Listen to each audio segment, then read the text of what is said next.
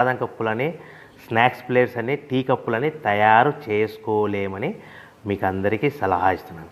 So ఈ buffet ప్లేట్లు ఏ విధంగా తయారు చేసుకోవచ్చు అంటే కనుక మనకు రా మెటీరియల్ షీట్ ఇలా ఉంటుంది. ఈ షీట్ని డై మధ్యలో పెట్టి గేర్ వెనక్కి లాగితే కనుక 1, 2, 3 సెకండ్లు లాగిన తర్వాత అదే గేర్ను ముందుకు నెట్టడం వల్ల డై కిందికి వస్తుంది. ఈ విధంగా తయారైన ప్లేటు చేసుకోవచ్చు. సో ఈ బఫే ప్లేట్లు మనం ఎన్ని తయారు చేసుకోవచ్చు అంటే కనుక నిమిషానికి 5 నుంచి 10 ప్లేట్లు తయారు చేసుకోవచ్చు. అది కూడా ఆపరేటింగ్ చేసే ఆపరేటర్ మీద ఆధారపడి ఉంటుంది. సో మనము ఈ బఫే ప్లేట్లు నిమిషానికి 5 నుంచి 10 ప్లేట్లు.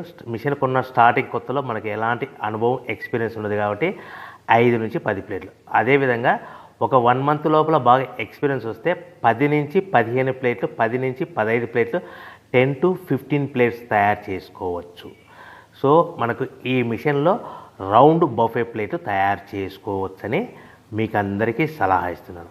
సో ఈ బఫే ప్లేట్లు మార్కెట్లో హెవీ డిమాండ్ ఉంటాయి.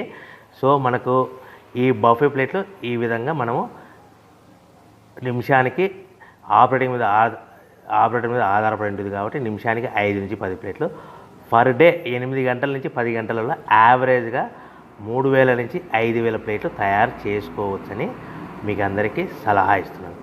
ఈ బఫే ప్లేట్లు అనేటివి మార్కెట్లో మోస్ట్ డిమాండ్ ఉంటాయి కనుక సో ఈ బఫే ప్లేట్లు మనం ఈ మిషన్కు మనకు ఎన్ని ప్లేట్లు తయారు చేసుకుని చెప్పాం కదా. సో రా మెటీరియల్ ఎంత షీట్ ఎంత కాస్ట్ పడుతుంది, సో మనం తెచ్చుకోవాలనుకుంటే రా మెటీరియల్కి ఎంత ట్రాన్స్పోర్ట్ పడుతుంది, తెచ్చుకున్న రా మెటీరియల్ను మన ప్లేట్గా తయారు చేయడానికి పవర్ బిల్ ఎంత పడుతుంది అనేది మీకు క్లియర్గా ఎక్స్ప్లెయిన్ చేస్తాను.